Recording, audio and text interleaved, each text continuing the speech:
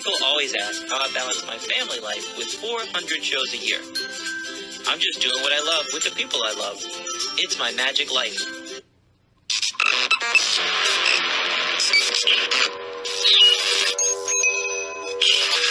I like Wes Iseli. I like everything about him.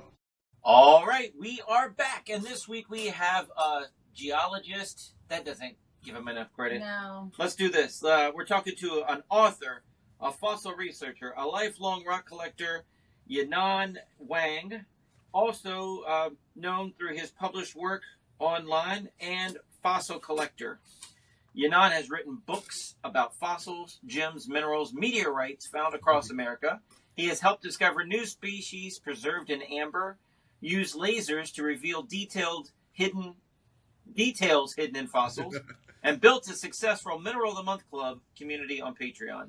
Today we get to learn what rocks can really tell us and how he turned his passion into a business. Everybody, it's Yinan. What's up, buddy? How are you?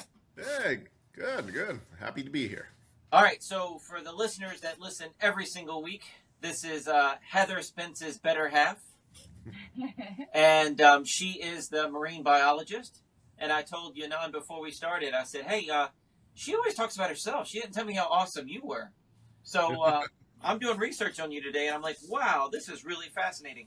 So we know each other. We hang out. You come to my magic shows. We've seen you. Yep. You're like family. We've done family birthday parties for you guys. Yep. But what I know about rocks can fill a thimble, right? Mm-hmm. I go to a rock store. There used to be a place in Charlottesville, Virginia. Mm-hmm. Just had a whole store of purple rock. And I know names like hematite and I guess that might be it. At the top of my head, that's all I can think. But I couldn't tell you what it looked like. I have pretty purple ones. I have the ones that you can see the little quartz inside and things. But I don't know what I'm looking at. And how the heck do you know what's valuable? Right. I got so many questions, man. Well, so what's your first question? How do you know rock is valuable? Well, I don't know anything about any of this. So what got you started in this line of work? Oh, let's see. It all started when I was like a kid, when I was like 7 or 8. I started finding little fossils in stream beds, and that got me interested in fossils. And these were little bits of what's called crinoids, which are modern-wise, it's ancient version of sea lilies. So I started collecting those, and then I got into a local rock collecting group. And we went to different quarries and collecting sites. And eventually I majored in geosciences at Princeton and been into rocks ever since. Wow. Well, you also got your master's in what is it? Geospatial intelligence. There you go. It was geospatial I couldn't get. What is geospatial intelligence? What is that?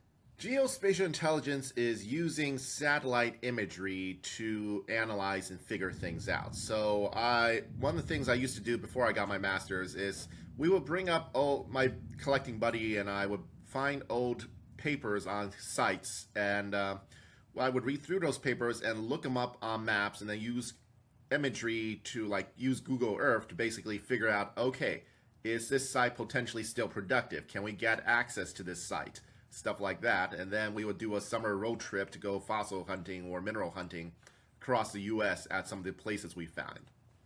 Oh, wow. That is wild. Yeah. And you're just using Google Earth. There's nothing more advanced for you to have than Google Earth to do that with? At the moment, no. It's like when I was doing my master's, I had access to some better satellite data and things like that, but not currently. For my master's, I was analyzing gemstone mining sites of Afghanistan. And I got a lot of good imagery for that, and that was a fun project. Wow. Wow, that's neat. Wow.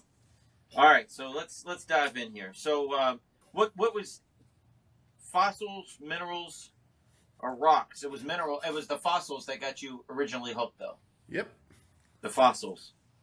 Oh yeah. So, were you the kid that came home with rocks in your pocket? Were you collecting them all day long, just picking them up? Oh, yeah. Well, not all day long. But, yes, I did come home with a lot of rocks, and then my parents would take me on trips to go collect rocks throughout the Appalachians. Oh, neat. So, did you grow up around here? Upstate New York. Okay. So, Catskill region, Hudson Valley region. Nice. That's awesome, dude. Mm-hmm. So, let's see. I got questions, but you've already answered them. Well, what got you started in this, right? So, for us outside the field, what's the difference between a geologist, a mineralogist, and a paleontologist? Because it sounds like you're all three. Geologist is sort of like it's a generalist term for a lot of things. Like I would say mineralogy falls under the geology umbrella. So geology has to do with all things about the earth. And so paleontology is a special branch of geology where you study ancient life. So something like that. It might not, it's sort of like partially geology and partially evolutionary biology. So it's like you're studying ancient life, but the ancient life gets preserved as fossils, which fall under geology. So yeah, so that's sort of the difference. Mineralogy, a mineralogist specializes in analyzing minerals. We're working with minerals. A geologist could be doing all three or could just be working with rocks or something specific. So geologist is a good umbrella term for what I'm doing. Okay. So doing research on you today, it said you helped discover more than a dozen new species preserved in amber. Yep. What does it feel like when you think you've found something that's never been discovered? I just think of Jurassic Park right away. So you are the scientist of Jurassic Park. Yeah, it's kind of exciting. It's like I have like a lot of amber, and what I used to, not recently as much, but I used to go to all these trade shows throughout the U.S. and there'd be like people who excavate amber and bring it there, and I would go through their stockpile and find anything that's interesting.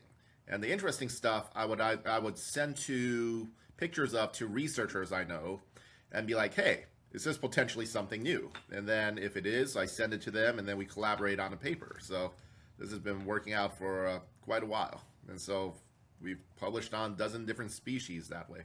So what have you found in the amber? What are some of the species? A whole bunch of, let's see, crickets, crane flies, which are those big mosquito-looking things, stuff like that. I mostly deal with insects because, like, the insect people and I just get along real well. All right, so it makes me think Jurassic Park. Is there any real to that? Can you get DNA from that sample? Is there any way to drill in that amber? Well, most commercial amber that you see is from the Miocene, so only about 17 to 30 million years old. In order to get dinosaurs, you need to get to at least the Cretaceous, which is 66 million years old. Now, there is Cretaceous amber, and there is, like, things in Cretaceous amber, like ticks, for example, that could have, like, potentially, like, eaten dinosaurs or whatever, fed on dinosaurs. But for DNA to actually be preserved in that, it's unlikely. I think the oldest DNA we have in the fossil record is from Idaho, from some fossil leaves, and it was very, very partial DNA, and that's only about 15 million years old.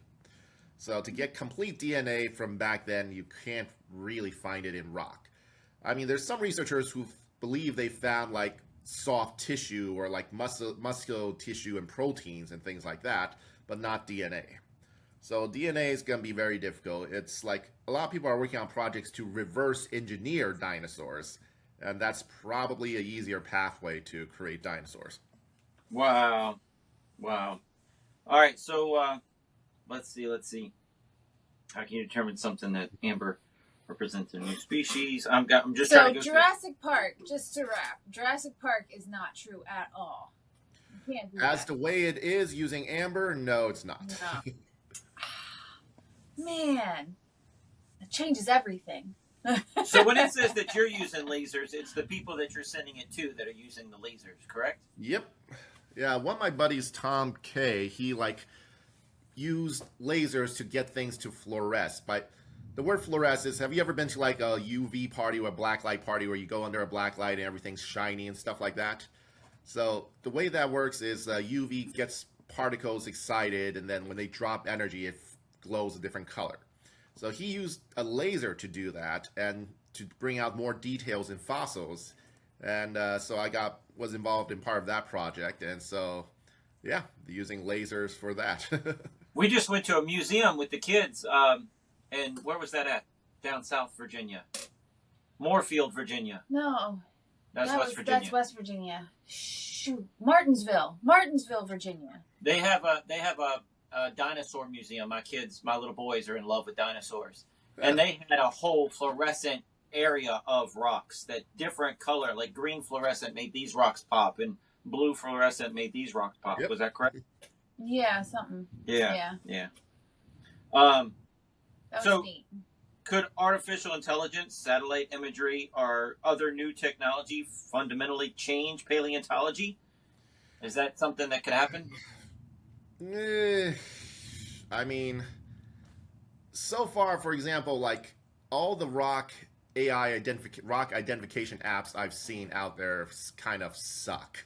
So it's like everything I've seen, it's like where you snap a picture of a rock and ask the AI or ask Google to identify it. It's usually wrong. Oh So wow. it's something that's like not going to change anytime soon. It's like a rock. In order to like really analyze a rock, you need to feel it. You need to like heft it.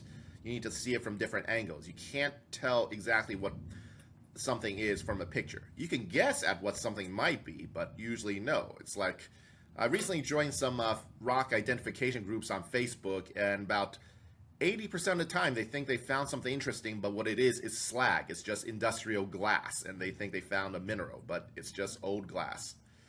So this is something that happens a lot, and unfortunately, all the apps are giving people false hope that they found something interesting or expensive. So, like nuclear glass, do people collect that as a fossil, as a rock?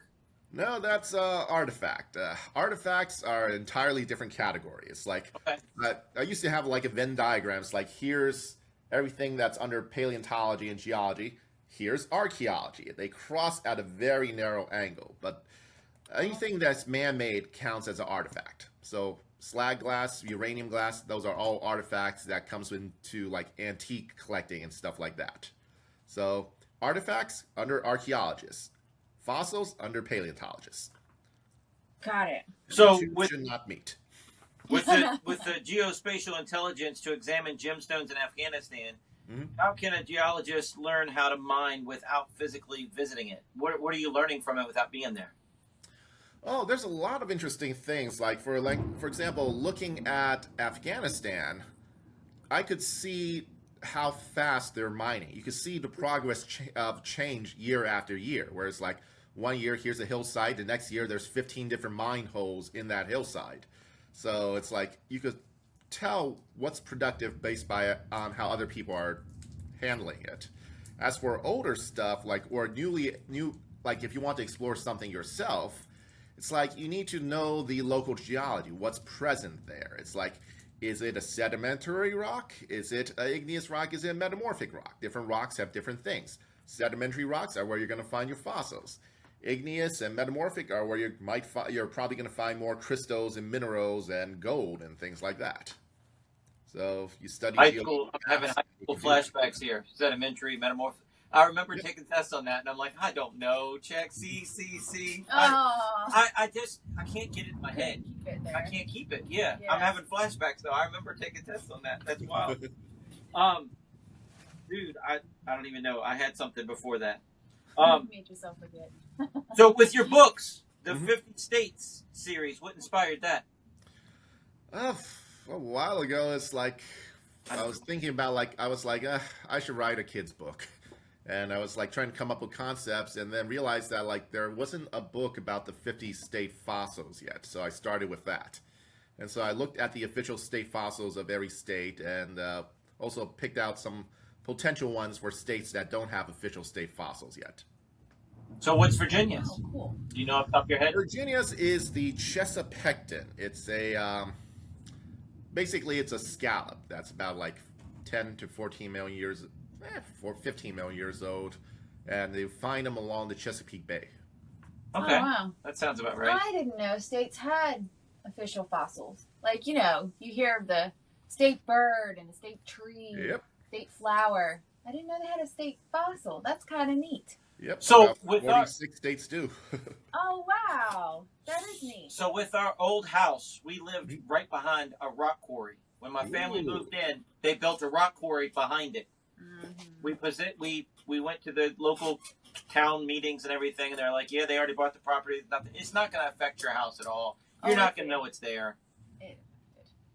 Every day they blasted. It was like having an earthquake every day. It was like having an earthquake every single day. The house shook. There's cracks in our foundation. We had to get people to fix all that. Yeah. It was bad. But they said eventually they're going to do so much that it's going to flood. They'll eventually get down to a flood area. But they've been building since 77, blasting since 77. daily, Monday through Friday. They haven't got there yet. So, I mean, they're just blasting just what? What are they blasting? They're getting gravel? Yep, depends. In Virginia, there's a variety of things. It's like gravel's a big part of things, but usually you don't blast for gravel because gravel's usually already loose and you just like use an excavator and just mine the gravel.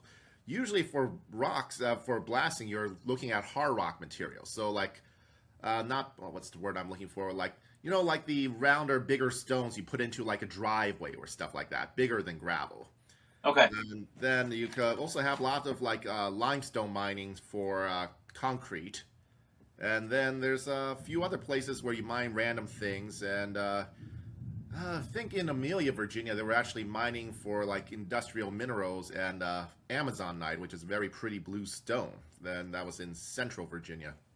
Okay. All right. Oh, I thought they were just getting gravel out of our backyard. well, I thought it was more. You see yeah, I thought it was more in gravel, but yeah. I don't know. I had no clue what it was. I just knew we were having earthquakes every day, quote unquote earthquakes every day. Yeah, send me the address later. I'll take a look. Okay. I'll show you. We went back to visit, our neighbors in that neighborhood were like family to us. We love everybody. And we go Christmas time to go visit them. And it's just, since we left 8 years ago, it's like a mountain behind our house of just dirt that they've piled up. Like there's a new mountain there. And it's crazy. It's bad. I tried to buy the property behind my house. And they were like, no, that's owned by Luckstone. They're never going to do anything with it. Well, they could park all their tractors and excavating equipment there, but they're not going to mine there. Oh, that'd be an awful view out of my backyard. Yeah. Out of my back window. What state had the hardest fossil mineral or meteorite to research? All right. Okay, so there are a few states without like official state fossils. And part of the reason they don't have official state fossils is they don't really have fossils. Oh. So, like, for example, New Hampshire. New Hampshire is almost entirely granite. So, there are no fossils in granite. But, so it took some effort to find some things that I would recommend for the state. Like, they had a few fossils in some metamorphic rocks near one area, stuff like that, but it wasn't very exciting. So, there are places like that where they just don't have the right rocks for fossils. I wouldn't think any state wouldn't have fossils. I would think anywhere you looked, you would find fossils. Well, he said it's granite, so you can't have fossils in granite. So if it's all granite, yep, it all just this might be out of your disintegrates, I guess. Out of your wheelhouse, but everybody says in Virginia when people come to visit from our California friends, our Vegas friends, and they're like, ooh, the red clay out here, the red clay in Virginia, yuck. What is the deal with that? What is it different? I've only grown up in Virginia. I don't know. What's so gross about red clay?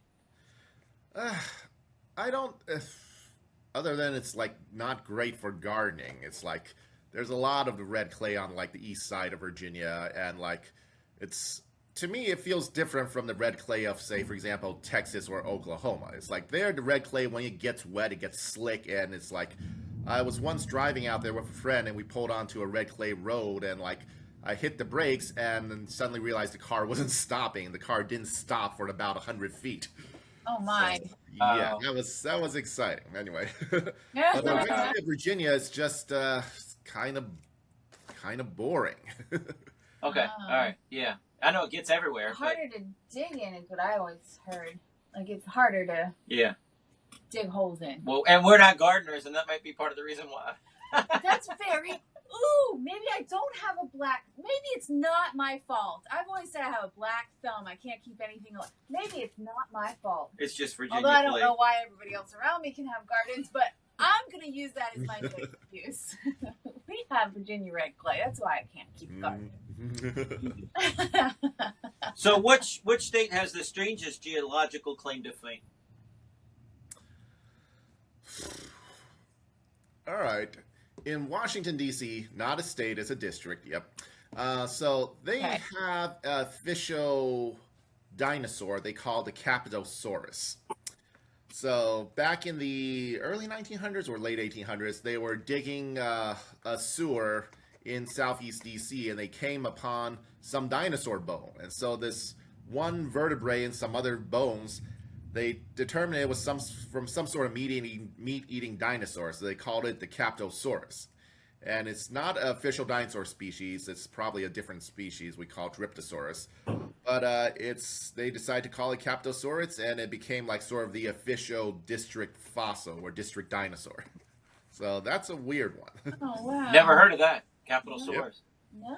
Our kids would know the name of it if it was something that wasn't just something else that they named. Right. Our kids and dinosaurs, man, it's crazy. We went to that museum and they were like, "That's a pteranodon. That's a da da da. That's a that." They just spit them out, man. Yeah.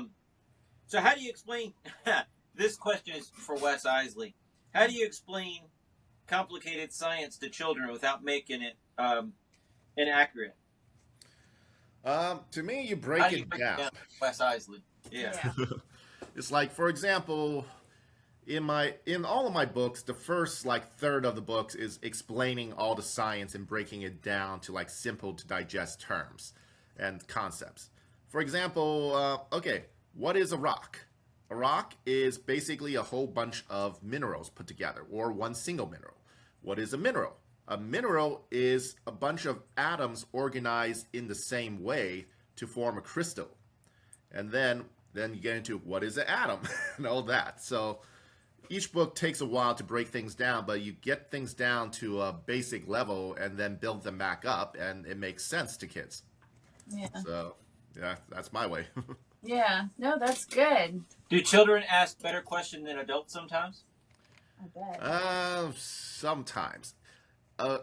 It depends, I guess, on the age. It's like if they're enthusiastic about something or they're really interested, they'll ask good questions. But normally, if I go give a talk at a school or something, the question and answer session just basically becomes kids commenting. Oh, okay. okay. I did this once, or I did that once. And then I try to redirect things back into more related to the rocks. All right. Well, I have a question, because you're doing meteorites, from space, right? Yep. So, I don't know. Have you ever studied one that was interesting and? I think they're all probably interesting. Right, they're all probably interesting. Let's see. Have you found anything? Has the ones that you've looked at been any of the ones that you found a new species on, or anything like that, or anything out there weird because it came from space? Or fossils in a meteorite? Yeah. No fossils. Okay. There does exist a place in Sweden where they find fossils with meteorites next to them. It's a quarry where they're mining marble that has these fossil squids in them, or nautiloids, but they're essentially fossil squids. And every once in a while, they find a meteorite next to the squid, or in the same block. So this brings us to the concept of, they believe during the Ordovician, which is 480 million years ago, about 480 million years, let's say that. So they believe during the Ordovician that Earth actually had a ring around it, like Saturn. Oh. And all of these, it had a ring, and a lot of these fell into the ocean as meteorites. And that's why at this one place, we find a lot of meteorites that just happen to be in the same layer with fossils from the same time. Oh, interesting. Yep, and eventually the ring disappeared and it all fell back down to Earth or something. Huh. So, in Heather and all of her diving excursions and everything, has she ever brought home something really cool for you? Has she ever found anything? Do you guys cross over? We're not really. She does most of her diving stuff in Mexico in a protected reef area, so it's like you don't take anything from the reef. So okay. Yeah. Have you ever done anything underwater as far as finding fossils and things? Not for rock stuff. No, for underwater, I'm just take that as vacation. But I've done a lot of stuff in streams to find shark teeth. And off the coast of Carolinas and in South Carolina, there are many places that'll take you diving for shark teeth.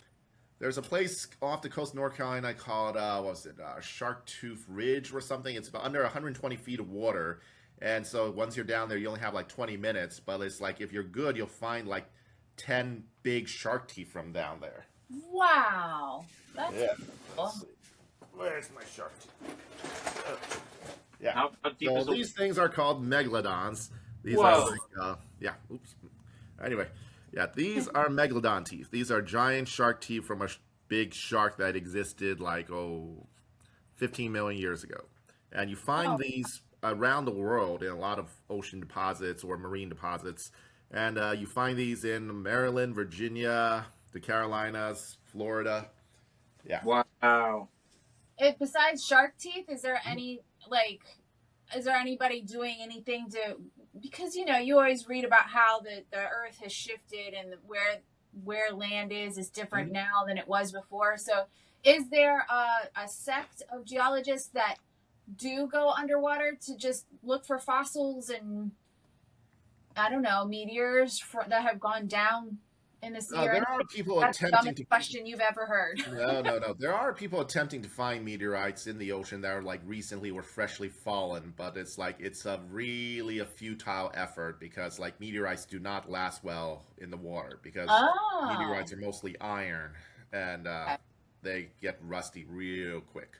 So there are people trying to do that, but in terms of underwater fossil research, you have people who are collecting stuff underwater, but not really researching underwater because it's easier to just usually dig it up, bring it back onto land, do your research on land. Right. But they're finding the stuff under. Okay, cool. That's neat. They're mostly iron. What else could they be?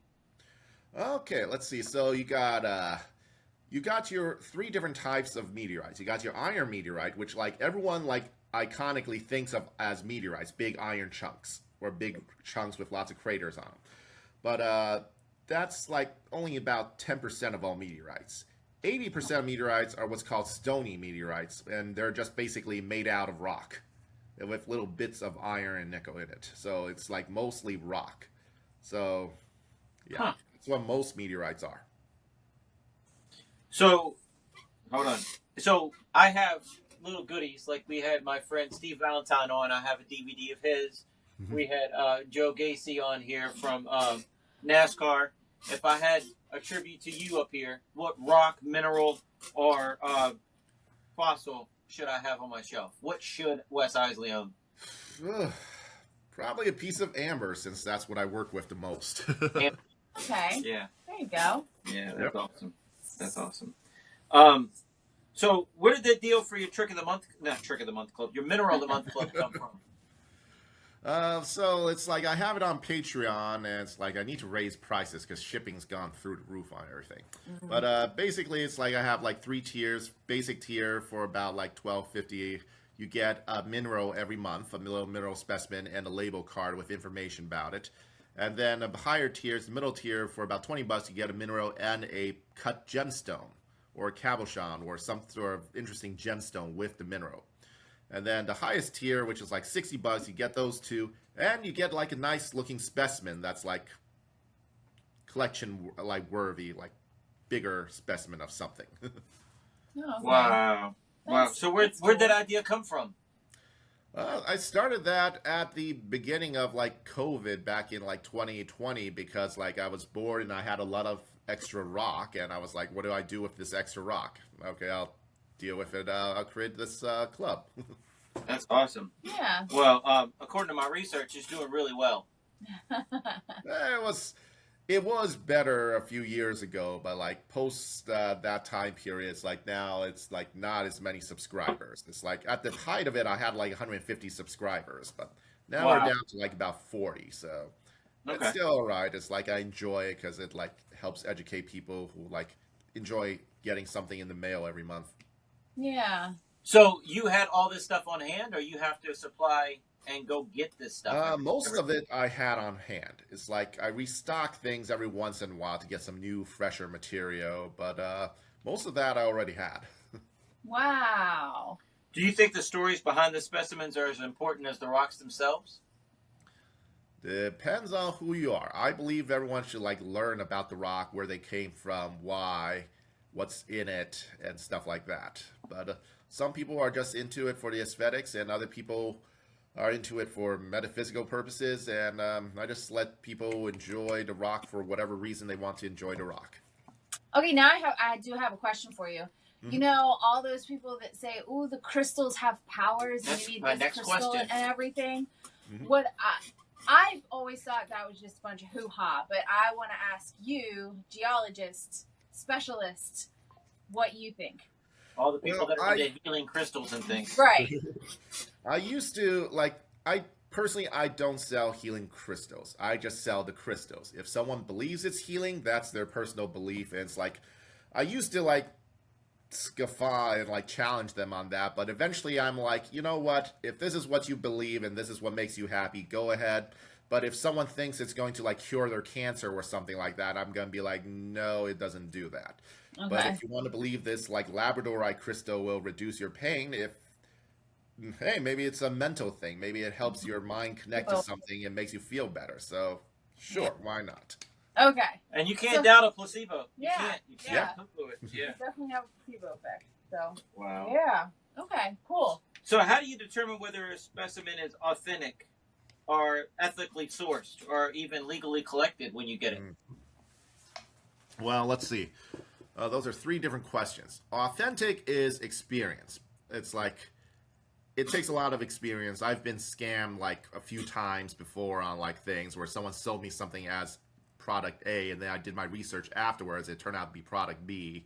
Yeah, so that happens. So you learn from experience. Is that because they're selling it to a scientist or because they didn't know or they were ripping you off? What do you think that was?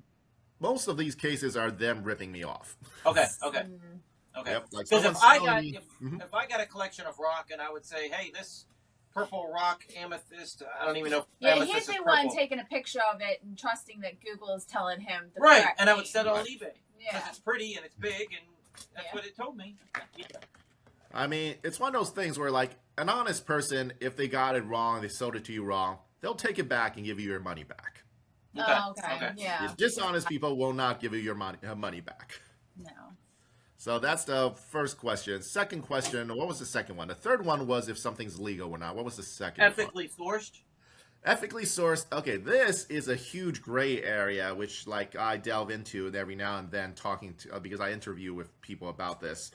All right, it all depends on your own ethics. What counts as ethically sourced?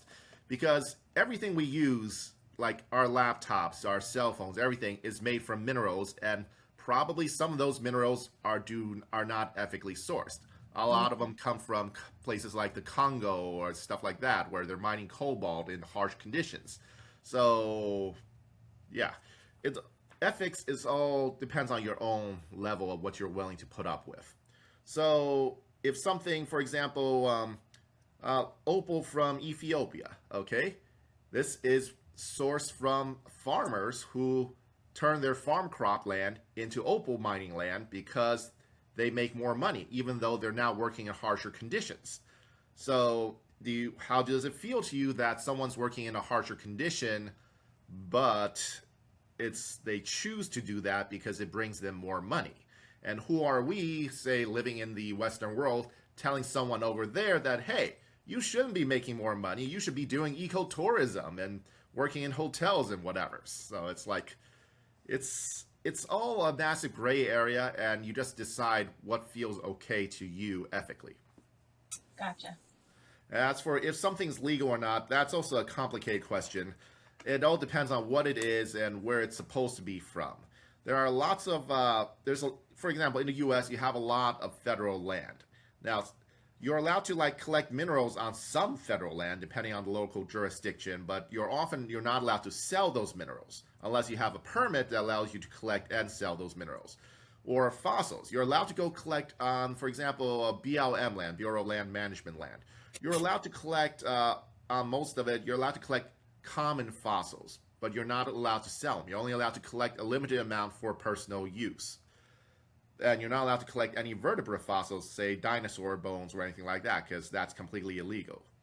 But there's all these patchworks of laws in different places, so you just have to do your best in terms of if you're buying something, ask questions, do some Googling, figure out where things came from. Well, I stumbled upon, I guess my phone heard me that I was talking to you. And I stumbled upon a TikTok the other day, and a guy bought an old mining village in Southern California. Okay. And they left everything there. Like it was a ghost town. He bought the whole ghost town, and he's going to turn it into some tourism thing. Mm-hmm. And then he found a new gold vein right outside his property. And California law, he can stake a claim that he doesn't own that land, but he can stake a claim to dig, and only he can dig there. Mm-hmm. So it's right outside of his property, but he found it, so he gets to dig it. That I didn't think stuff like that. Like it's not your property. How do you stake a claim? Oh, that happens all the time involving like federal land. It's like a lot of, I believe, BLM or Bureau of Land Management land and other, basically what's called public land out west. If there's something like, if you find a gold vein, silver vein, some sort of mineral vein, you could stake a claim. You could put down little pillars along the boundaries of it and file an official claim with the local offices. And then you can mine it in exchange for fees and things like that. So out west, there's still tons of stuff out there, and people are actively claiming and mining things. It's wild to watch, and him bringing this village back. I mean, it's just pretty much him doing it by himself. He moved out there during COVID, and he explores all these mines and has friends come out there and explore. But he found this thing next to his property. I'm like, but that's not your property. But it's somebody else's privately owned property. He right. This Is right? government land, though. Yeah. Yeah. Okay. All right. Yeah. If it's private property, it's yours if you own the mineral rights and stuff like that. If it's public land, you're allowed to, most places out west, you're allowed to just go and just wander around public land and do basic things like looking at things, looking at plants, camping, I think, in most places. But it's like if you collect basic rocks, yeah. But if you want to like mine rocks for commercial purposes, yeah, then you have to get a permit, you have to stake a claim, you have to make some improvements for your land. And then there's something called patented land where it's like, I don't know if they're still doing this, but it used to be that if you worked a claim for a number of years, you essentially own that place, and then you could like sell it for someone else to like mine it. But technically, I'm not sure who it actually belongs to, but like, yeah, there's a bunch of weird mining laws out west like that. Well, I just stumbled upon it. I was fascinated. I'm like, I got to subscribe to this dude because it was neat. I mean, he's finding like old blue jeans from over 100 years ago, and blue jeans sold on eBay for $2,000. Oh my Oh yeah, I've seen those. They're yeah. real. Wow. They're real. They're not the Levi's we have today. It's wild. It's wild. Interesting. Let's see. What are the biggest challenges? Inventory, shipping, breakage, cost, retaining members. What's the hardest thing for you for Patreon? For Patreon, it's like currently shipping. It's like every month I have to like ship out, well, currently like about 40 packages. And so I have to go through the Patreon list and like go through like one of those mailing apps and go create every single label. It's kind of annoying. You can get your little girl to do that. Teach your little girl how to do it. Oh yeah, eventually. All right, let's see. I got all kinds of questions here, but I want to get good ones for you. I thought you wanted to ask me about the gold.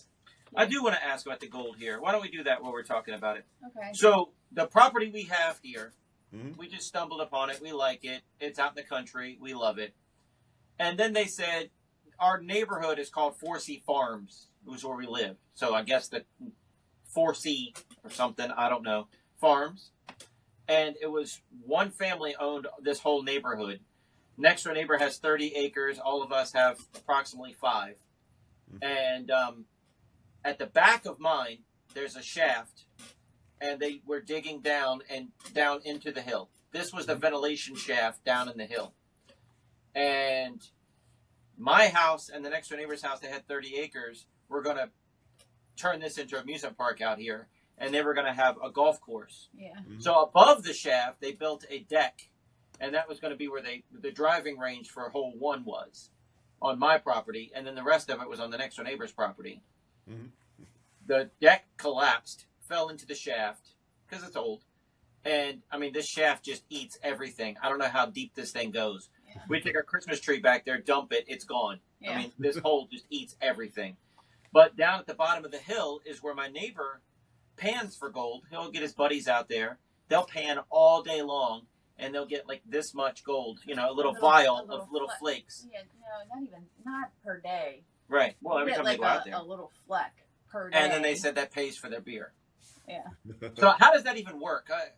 I thought gold had to have such crazy 2,000, 8,000 degree heat to melt it to make it move. Is the water running that through a rock and getting chips down there? How does this work? What happens is gold initially gold deposits and crystallizes in like quartz in places with like really hot water running through it. And this is usually deep in the earth. And then you have the stuff that's deep in the earth gets brought up to the surface in tectonic stuff, which means like mountain building and other events. So when the Appalachian Mountains came up, all this deep earth stuff also got moved up with it. Okay. And so you now have gold in quartz or other minerals that are now have been pushed up. And then that gets weathered out, so rain slowly weathers it, and that makes its way into streams and other places. And We have big hunks of quartz that's bigger than my head on my hiking trails out here. And, and we have a fault line. That big mineral earthquake that we had 10 years ago, it messed up our well. It shook our well, like knocked over stuff inside the well. We had to go out and get people to do something. Yeah. So we got the fault line going on. We got quartz. We got all that stuff going too. So yeah. Yep. I just need to get my shovel and get you out here, I guess. Come on. Let's go. So Virginia does produce a lot of gold, or at least it used to. When like the nation was like first settled, it's like they used to produce a lot of gold in Virginia. Wow, I didn't know that. I thought everybody went west for gold. I didn't think it was on the East Coast. No, it's Virginia and then North Carolina. There was a big gold rush in North Carolina. It's like on like the eastern side of like the Blue Ridge Mountains. So you had like a few East Coast gold rushes like that for a while. Wow. And is it always just found in rivers, or is that just because that's the easiest place to find it? That's the easiest place. It's probably inside the quartz crystal. It's probably inside the chunks of quartz you see around. The problem is it's so minute that like you would probably have to break 1 ton of quartz just to get a flake. Oh, okay, I see. Yeah. It's like it's one of those fun things where like gold's in a lot of really fine sand and quartz. So in Home Depot, sometimes they sell sand, and people have panned Home Depot sand to get gold out of it. The problem is it's a hobby amount of gold. You could pan like $100 worth of sand and get like about $5 of gold out of it. Oh, I've seen those TikTok videos as well. Not worth it though. Yeah. Wow. And we have a lot of sand in our backyard. Yeah. Even though we live in the country, there's a lot of sand. Yeah. Does that have something to do with the quartz and the gold and all that too, or no? Yep. That's this quartz. When quartz breaks down, it turns into sand. Oh wow. Dude, we're sitting on a gold mine. Yeah, go ahead, honey. Start getting the little flakes out. We cannot grow grass out here because it's sand everywhere. Awful. And we live out in the country. Yeah. That's neat. You know, you can always start a sand mine. It's like sand's good money right now. Ooh. You got to come out here and teach us. We're sitting on a gold mine. We don't even know it. Right? I don't know. Help us Golly. make more money. But down by the stream where this guy moved in, there's all these piles of dirt piles where people have been mining and sifting down there for decades. Yeah. Just ponds down there. Yeah. So if you came out here, what would you look for first? Where would you go look? In terms of, first, that's, okay, 2 things are always great. Streams, because, like, streams cut through different rock layers. You can see what the rock layers they went through, and you can find things in streams. And road cuts.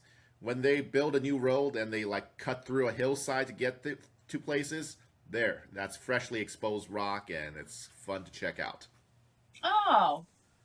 So down our property, I have hiking trails. One of the main trails that goes through is an old road to it's just a chimney out in the woods now. Yeah. On my neighbor's property.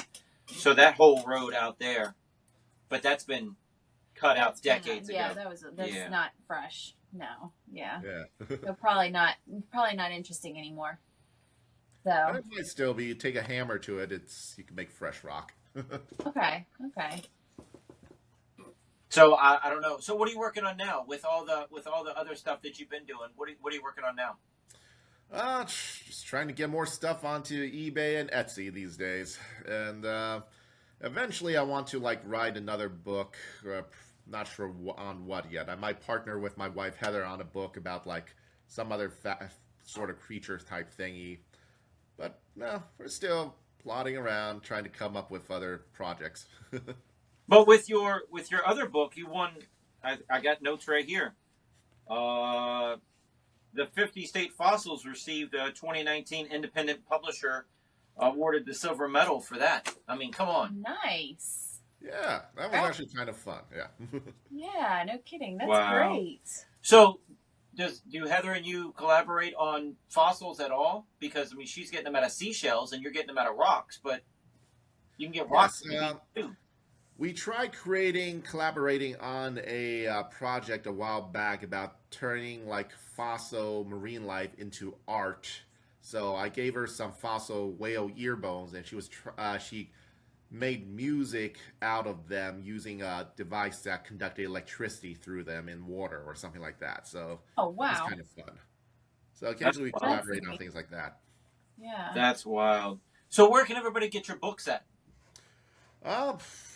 Okay, easiest would be Amazon, but if you don't like Amazon, you can go to your local bookstore and ask them to order it. Okay. Okay. All right. Cool. And as far as your Etsy and eBay accounts, where do people find your rocks? They want yours. They don't want to get ripped off. Right. All right, if you want my rocks on eBay, it's Devonian Depot LLC, and on Etsy, it's what did I call my store? I changed the name a few times. Old World Gems. Oh, neat. That's a good name. That Yep. is a good name. Wow. So Yep. what about the ones where people get those little rocks and they crack them? I can't think of what that's called. A geo. Geos? Yeah. Yeah. Do you find those around in Virginia as well? Not really. No. I mean, geos Right. require like a lot of like water and moving through things, and usually in places with a lot of limestone. And Virginia doesn't have that much limestone, so it's like not a lot of geos around here. So what about something like Luray Caverns? Do anybody ever find anything? Do geologists go down there and look around? Is there anything? No, because all of the caves around here are protected. Right. They're all on private property or they're heavily protected. And it's like, for example, what was it? Skyline Caverns we recently went to, and they have like some interesting minerals in there that they have protected, like with nets and things like that. So all the caves around here, it's all already protected. So the scientists, and they've all been commercialized and looked at for over like 50, 60 years by this point. Okay. So Okay. it's like there's nothing new mineral-wise coming out of those places. Well, I didn't know if you could just, like a magic shop, you just go in there. Can I just look behind the counter? I don't know. I just want to look around. I just want to see. Get a Do closer you know look. what that is? You guys might want to research that. I just found something there. I don't know. Yeah, mineral-wise, no, the caves, you don't really do that. I have heard rumors of people going into wild caves in West Virginia and like finding fossils and things like that, but like supposedly they keep that stuff very under wraps. Have you Oh. gone exploring? You said you've gotten some dinosaur bones or something, right? Oh yeah, I go dino hunting out in like Montana and go with buddies of mine who have access to land out there. Oh, wow. Is that like the dinosaur place in the United States is Montana? Montana, and parts of Wyoming.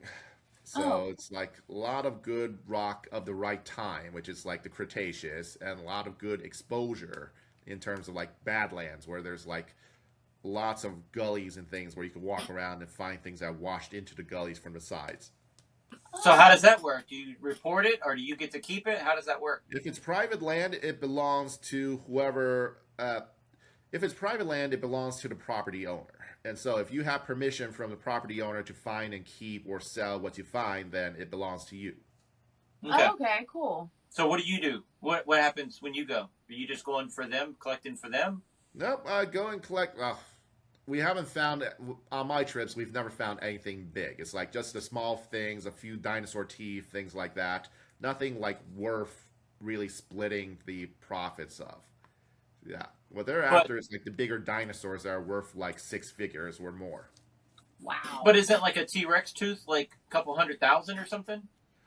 T-Rex tooth, it's like, well, these days, yeah, like 4-inch T-Rex tooth would be worth like $80,000. So like a T-Rex tooth, yeah, they would want a cut of that. But it's like your average like Edmontosaurus tooth or duckbill dinosaur tooth or Triceratops tooth, it's like you're talking like 30, $40 on eBay. It's like not worth. Oh. Wow. Wow. Yeah. That's interesting. I wonder why. What's it? Does it look like the shark tooth, the megalodon tooth that you showed me? T-Rex? I mean, is it black? Is it turned black over all these years? Are you It looking for depends black? on it all depends on the formation and the deposit. It's like some dinosaur teeth are black, some are brown, some are like white from erosion or whatever. Just like megalodon come in a lot of different colors. Megalodon, I've got them in black, gray, occasionally red. So Wow. it's like all sorts of things. It all depends on what minerals went into it after they got like deposited and fossilized. Huh. Now, this might be the dumbest question you ever heard, but it's coming from me, so you'll be used to it. Is there some kind of metal detector that can not detect metal, but detect different fossils? Is there a fossil detector? No, but years ago there was a theory that, and they tested it out, that you could use a Geiger counter to find some dinosaur bones, because there are certain dinosaur bones from like the Morrison Formation from the Jurassic Age which are radioactive. So one time they were missing a dinosaur skull, like they found the rest of the body but didn't know where in a quarry the skull was.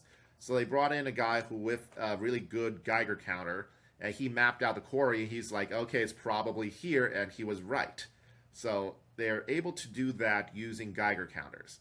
Now, one of the things that came out of our laser paper with lasers, using lasers on fossils, is we figured out that you could attach this laser to a drone and map it and a camera, and you can fly it over an area at night, and all the major fossils will glow. And then so you map that, and then the next day you come back through and pick out the fossils. Oh, So, like, wow. unfortunately, it's like it only lasts like a few minutes because the laser uses a lot of power and it's heavy. But it's like a larger commercial version of that could like scan like acres overnight and be more productive than the average person wandering around. But cost-wise, the most people just have people walk around looking for fossils out there. So with technology getting better, and you keep hearing things about ground penetrating radar, have you worked with that at all? Ground penetrating radar doesn't work for fossils.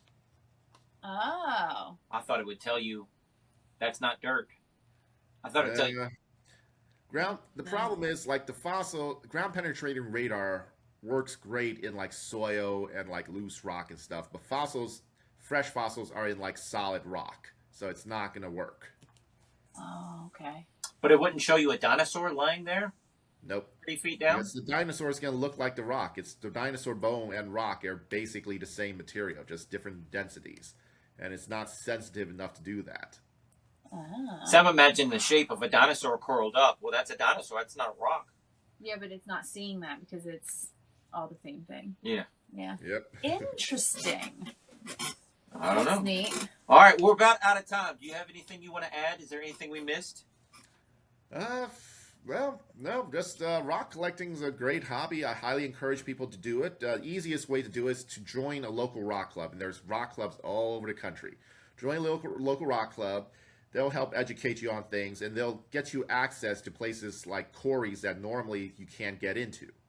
And that way, you also stay safe. You're learning rules, regulations, and you avoid like pitfalls of like trespassing and collecting on the wrong land and stuff like that. It's like one of the things I'm trying to encourage people to do is like stay legal. Make sure you know the laws. Make sure you know which federal laws affect you and what places you cannot collect. Like a lot of BLM land you could collect on, or collect legal stuff like common invertebrate fossils or minerals. But national forests, no. National parks, no. National monuments, no. You're not allowed to collect anything on those lands.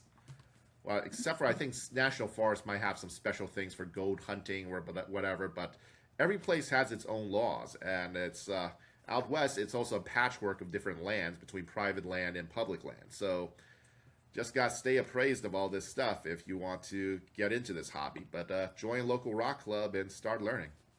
So, you got one? Yeah. I was just going to ask, you grew up in New York and now you're in Virginia.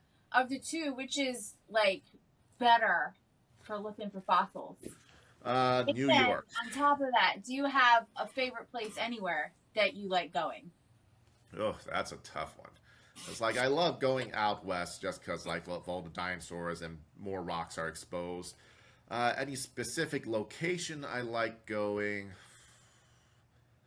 Up in New York, there's a place in near Herkimer, New York, where you can collect what's called Herkimer diamonds. They're these little pieces of quartz which are really pretty and shiny, and it's like there are several places you could go and pay for access to go dig, and it's really fun, and you find a lot of these sparkly little quartz crystals. So that's probably my favorite. But yeah, New York has a huge variety of rock that's usually easy to like get into. So that's more fun than in Virginia. Yeah, Virginia, you also have more mosquitoes and things like that, so it's kind of annoying. Very true. That's very true. Yeah, we got that here. Yeah, I can't argue with that one. All right, so my old neighborhood had Mhm. fool's gold. Mhm. Would I find that around this area as well, or because we have real gold, we wouldn't have fool's gold? What is fool's gold, and would it Fool's be gold. around this vein out here? Fool's gold is pyrite. It's iron sulfide. So it's basically a metal, and you find it in a lot of like limestone or more oceanic rocks where you had a lot of like sulfur mixed with iron, sulfur from organic material decaying, and that mixed with the iron to eventually form pyrite. You do get it in some hard rock locations, but and you can't get it in with like gold mining areas. So Oh, maybe Okay. it all Yeah, 'cause it depends looked on the like- geology. The pieces that I would get look like a meteor, like you'd think, right? So it looked like that, but it would be little flakes attached to it, Oh, okay. right? Yeah. And then out here, I mean, if I got something and I thought it was gold, I'm a fool. I would find fool's gold. I gotta melt it down. I mean, that's the only way. I mean, panning it though, it acts different, correct? Panning, like fool's gold, is still heavy, so still be at the bottom of the pan, but it's not as heavy as gold. So you usually get rid of most of it, if I recall. Okay. Okay. All right. Cool. Well, dude, thank you for being on. This Yeah. was awesome. It flew by. I feel like I was asking you dumb questions, but I really. We're beginners, so No, there's have no patience dumb with us. questions in general. No, it's like you're probably asking questions that like the average person listening to this who has no experience in this would probably also ask. So they're good questions. Okay. We're good. Awesome. Well, thank you, sir. Thank you for being on. I think the only thing left up to say is see you next week. Yeah. Awesome. Yeah. Check us out online at wesisley.com and patreon.com/Wes_Isley for behind-the-scenes videos, blooper videos, never-before-seen footage, discounts on merchandise, magic trick tutorials, and more.